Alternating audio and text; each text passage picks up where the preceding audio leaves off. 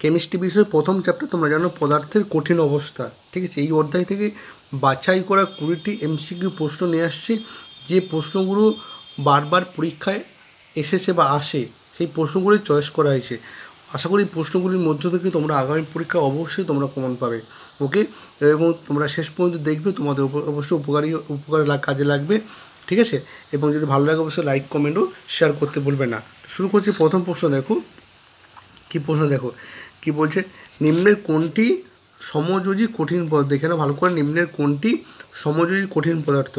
BSO4, silicon carbide, কঠিন carbon dioxide না iodine? কোনটি সমযোজী কঠিন পদার্থ? অপশান হবে বিয়েটা সিলিকন কার্বাইড, মানে SiC, ওকে। কোশ্চেন নাম্বার 2 দেখো, কোনটি কোশ্চেন নাম্বার 2, কোনটি আণবিক কঠিন পদার্থ? আণবিক, তোমরা জানো আণবিক কঠিন পদার্থ হয়, সমযোজী হয়, ধাতব হয়। তা আণবিক কঠিন পদার্থ কোনটি হবে? MgO, AgCl, PD না কঠিন কার্বন ডাইঅক্সাইড? কোনটি হবে আণবিক কঠিন পদার্থ? ওকে, অপশান হবে ডিএরটা কঠিন কার্বন ডাইঅক্সাইড, ঠিক আছে। ঠিক, এটা হলো আণবিক কঠিন পদার্থ, ওকে। কোশ্চেন নাম্বার 3, ভীষণ ইম্পর্টেন্ট কোশ্চেন এটা।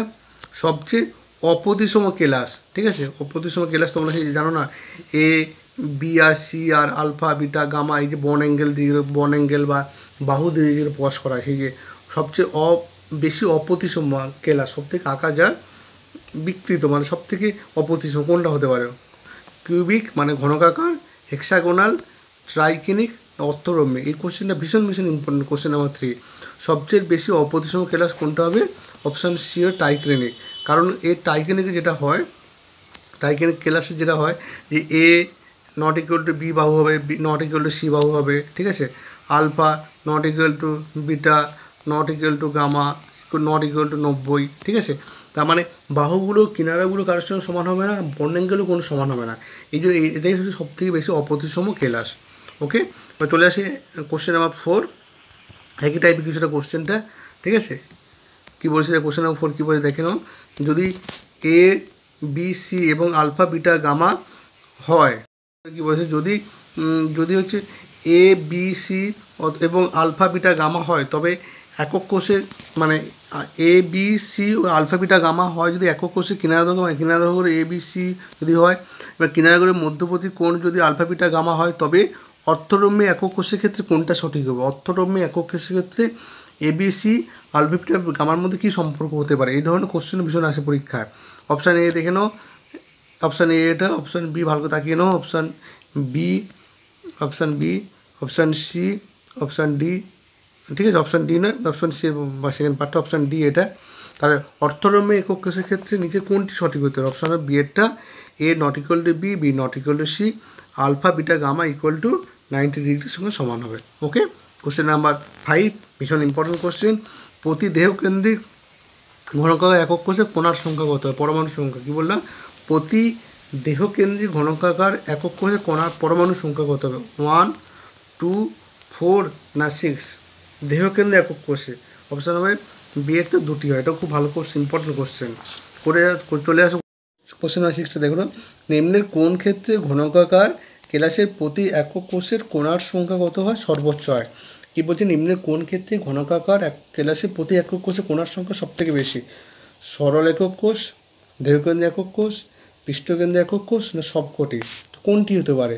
ঠিক আছে, কোন অপশানটা সরল? অপশান এ, বি, সি না ডি? কোন অপশানটা হতে পারে বলতে? অপশান হবে সেটটা। কারণ সরল একক কোষে একটি কণা থাকে, দেহকেন্দ্রে একক কোষে দুটি কণা থাকে, পৃষ্ঠকেন্দ্রে একক কোষে 4টে কণা থাকে। তাহলে কোন অপশান হবে? অপশান সেটটা, ওকে। তো নেক্সট কোশ্চেনে আসবো। বলেছে কোন কেলাসের স্ফুটনাঙ্ক সব থেকে বেশি? এটা খুব ভালো কোশ্চেন। কোন কেলাসের স্ফুটনাঙ্ক সব থেকে বেশি? আয়নের কেলাস, আণবিক কেলাস, সমযোজী কেলাস না ধাতব কেলাস? কোন কেলাসের স্ফুটনাঙ্ক সব থেকে বেশি? অপশান হবে এর দাগে আয়নের কেলাসের ক্ষেত্রে, ওকে। কোশ্চেন নাম্বার 8, সিসিপি বিন্যাসের ক্ষেত্রে পরমাণু কোঅর্ডিনেশন সংখ্যা কত? সিসিপি মানে যে cubic cross packing, cubic cross packing বিন্যাসের ক্ষেত্রে পরমাণু কোঅর্ডিনেশন সংখ্যা কত হতে পারে? 12, 8, 6 না 4? কোনটা হতে পারে বলে দেখি? সিসিপি বিন্যাসের ক্ষেত্রে অপশান এর দাগে 12, ওকে। কোশ্চেন নাম্বার 9 দেখো কী বলেছে, পৃষ্ঠকেন্দ্রিক ঘনকাকার একক কোষে ফাঁকা স্থানের পরিমাণ কত? কী বললাম? পৃষ্ঠকেন্দ্রিক ঘনকাকার একক কোষে ফাঁকা স্থানের পরিমাণ কত হতে পারে? অপশান এ দেখো 32%, option B 26%, option C 44%, option D 74%। এটা খুব ভালো কোশ্চেন। পৃষ্ঠকেন্দ্রে ঘনকের একক কোষে ফাঁকা স্থানের পরিমাণ অপশান নম্বর বি এরটা 26%। তোমরা একটু করে মনে করিয়ে দিই, তোমাদের যদি অবশ্যই তোমাদের ভালো মনে হয় তোমরা অবশ্যই এটাকে ফেসবুক হোয়াটসঅ্যাপে শেয়ার করতে ভুলবে না। তো ওকে, পরের কোশ্চেন আমার চলে আসে 10। একটি ঘনকাকার একক কোষের সংখ্যা n। কী বলছে? একটি ঘনকাকার একক কোষের সংখ্যা n। উক্ত ঘন সন্নিবেশে চতুস্তরীয় ফাঁকের সংখ্যা কত হবে? কী বলছে? একটি ঘনকাকার একক কোষের সংখ্যা হচ্ছে n। ওকে, উক্ত ঘন সন্নিবেশে চতুস্তরীয় ফাঁকের সংখ্যা কত হবে? 2n, 4n, 6n, 8n। মনে করে ঘনকের এই ক্ষেত্রে হয় যে কোণার সংখ্যা যা হয় তার দ্বিগুণ সংখ্যক চতুস্তরীয় ফাঁকের সৃষ্টি। অপশান হবে এর দাগে 2n। ওকে, কোশ্চেন 11 দেখো, দেহকেন্দ্রিক ঘনকাকার একক কোষের কোঅর্ডিনেশন সংখ্যা কত? কী বলছে? দেহকেন্দ্রিক ঘনকাকার একক কোষের কোঅর্ডিনেশন সংখ্যা 6, 8, 10 না 12 কত হতে পারে? কী বলছে? দেহকেন্দ্রিক একক কোষের কোঅর্ডিনেশন সংখ্যা কত হতে পারে? 12। তা কোনটা হতে পারবে দেখি? অপশানের বি এর দাগে 8 হবে। তাহলে দেহকেন্দ্রিক ঘনকাকার একক কোষের কোঅর্ডিনেশন সংখ্যা হবে 8। ওকে, এবার চলে আসি দেখি কোশ্চেন নাম্বার 12। দেখো দেখে নাও, সরল ঘনকাকার একক কোষের প্যাকিং দক্ষতা কত হয়? π/2, √3, π/8, √2/6 পাই আর π/6। সরল ঘনকাকার একক কোষের প্যাকিং দক্ষতা কোন অপশান? অপশান নাম্বার ডি এরটা π/6। Okay, question number 13। কোন কেলাসের প্যাকিং দক্ষতা সর্বোচ্চ? ঠিক আছে, সরল ঘনকাকার, দেহকেন্দ্রিক ঘনকাকার, পৃষ্ঠকেন্দ্রিক ঘনকাকার না কোনোটি নয়? কী বলছে? কোন কেলাসের প্যাকিং দক্ষতা সব থেকে বেশি? অপশান হবে সেটা পৃষ্ঠকেন্দ্রিক ঘনকাকার একক কোষের ক্ষেত্রে। ওকে, কোশ্চেন নাম্বার 14-এ আসবো।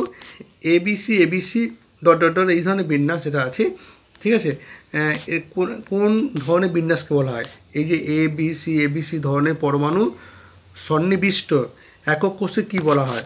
ষড়তরীয়, টেট্রাগোনাল, ঘনকাকার, আদিম ঘনকাকার। কোনটা হতে পারে বলো দেখি? অপশান হবে সেটা ঘনকাকার। ওকে, কোশ্চেন নাম্বার 15 কী বলছে দেখো, পি টাইপ অর্ধপরিবাহীতে বিশুদ্ধ সিলিকন সমযোজী কেলাসের মধ্যে অল্প পরিমাণে মেশানো হয়, সেক্ষেত্রে কী হবে? কী বলছে? পি টাইপ অর্ধপরিবাহীতে বিশুদ্ধ সিলিকন সমযোজী কেলাসের মধ্যে অল্প মেশানো হলে তো কী তৈরি হবে? মানে কোনটা মেশাতে হয়? পি টাইপ অর্ধপরিবাহী তৈরি হওয়ার সময় বিশুদ্ধ সিলিকনের সঙ্গে কোনটা মেশাতে হয়?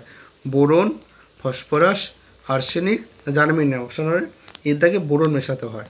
ওকে, কোশ্চেন নাম্বার 16। কোন কেলাস শ্রেণীতে দেহকেন্দ্রের র্যাটিস সম্ভব নয়? কোন কেলাস শ্রেণীতে দেহকেন্দ্রের র্যাটিস সম্ভব নয়? অর্থোডম্বিক, টেট্রাগোনাল, মনোক্লিনিক না ঘনকাকার? কী বলছে? কোন কেলাস শ্রেণীতে দেহকেন্দ্রের র্যাটিস সম্ভব নয়? অপশান হবে সেটা মনোক্লিনিক।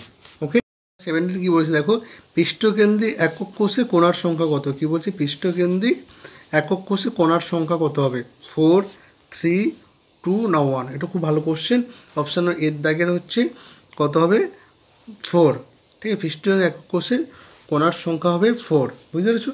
নেক্সট আসবো কোশ্চেন নাম্বার 18। এটা অন্য ধরনের প্রশ্ন। দেখো, এক্স যার পারমাণবিক ভর 14 এর 8 গ্রাম পরিমাণে একক কোষের সংখ্যা কত? কি বলছে? এক্স তার পারমাণবিক ভর 14 বলেছে, এর 8 গ্রাম পরিমাণে একক কোষের সংখ্যা কত? ঠিক আছে, এবার এক্স কি দেহকেন্দ্রিক ঘনকাকার জারণ গঠন করে। দেখে নাও, Na/10, Na/5, Na/20, 2Na হবে। তাহলে এক্স পারমাণবিক ভর করে 14 বলেছে। তাহলে বুঝতে পেরেছো? তা মনে রাখবে এটা কীভাবে করতে হবে। দেখো, 40 গ্রাম মানে পারমাণু 40 যেহেতু বলেছে, এক্সের 40 গ্রামের মধ্যে পরমাণু সংখ্যা কত? অ্যাভোগাড্রো সংখ্যা Na হবে। একে কত করবে আর তোমরা 8-এ কত করবে? ঠিক আছে, তা Na 8 কত হয়? 40, তা 5 দিয়ে কাটাকাটি হয়ে যাবে। Na/5 হলো। ঠিক আছে, এবং আমরা কি জানি না, দেহকেন্দ্রিক কোষে কণার সংখ্যা কত হয়? একটি দেহকেন্দ্রিক একক কোষে কণার সংখ্যা 2টি হয়। তাহলে 2টি কণা সমান কি? একটি একক কোষ। ঠিক আছে, তো একে কত হবে? আর এই যেটা বের এখানে করবে, তাহলে অ্যান্সার যেটা বেরোবে, যেটা অপশান হবে এর দাগে। বুঝতে পেরেছো? Na/10। ওকে, কোশ্চেন নাম্বার 19 দেখো কি বলেছে, সোডিয়াম ধাতুটি দেহকেন্দ্রিক কিউবিক গঠনে কেলাসিত হয়। কি বলছে? সোডিয়াম ধাতুটি দেহকেন্দ্রিক কিউবিক গঠনে কেলাসিত হয়। যদি এই কেলাসের প্রান্তদৈর্ঘ্য 4.29 অ্যাংস্ট্রম হয় তবে কেলাসটির ব্যাসার্ধ কত? এটা খুব ভালো ধরনের কোশ্চেন দেখে নাও। সোডিয়াম ধাতুটি দেহকেন্দ্রিক কিউবিক গঠনে কেলাসিত হয়। যদি এই কেলাসের প্রান্তদৈর্ঘ্য 4.29 অ্যাংস্ট্রম হয় তবে কেলাসের ব্যাসার্ধ কত হবে? 2.36 অ্যাংস্ট্রম, 1.86 অ্যাংস্ট্রম, 3.36 অ্যাংস্ট্রম, 1.96 অ্যাংস্ট্রম। কীভাবে বের করতে? এর সম্পর্ক আছে মনে রাখবে না। ব্যাসার্ধ আর সমান কী হয়? √3/4 ইন্টু হচ্ছে এ। এটার সম্পর্কে কী বললাম? √3/4 ইন্টু এ। ঠিক আছে, এর মানে এখানে বসিয়ে দেবে, বসিয়ে তোমার ক্যালকুলেশন করে দেখবে কোনটা অপশান। অপশান বি এরটা 1.86 অ্যাংস্ট্রম। কোশ্চেন নাম্বার 20, NaCl ক্লাসে Cl মাইনাস আয়নের কোঅর্ডিনেশন সংখ্যা কত হবে? কী বলছে? NaCl ক্লাসে Cl মাইনাস আয়ন আছে, তার কোঅর্ডিনেশন সংখ্যা কত হবে? 8, 6, 4 না 3? কোনটা হতে পারবে? অপশান হবে বি এর দাগে 6। ঠিক আছে, তো এখানে শেষ করলে এই চ্যাপ্টার থেকে বাছাই করা 20টি এমসিকিউ প্রশ্ন, তার ব্যাখ্যা সহ উত্তর। আশা করি তোমাদের এটা ভালো লেগেছে। যদি ভালো লাগে অবশ্যই লাইক, কমেন্ট ও শেয়ার করতে পারবো না। ওকে।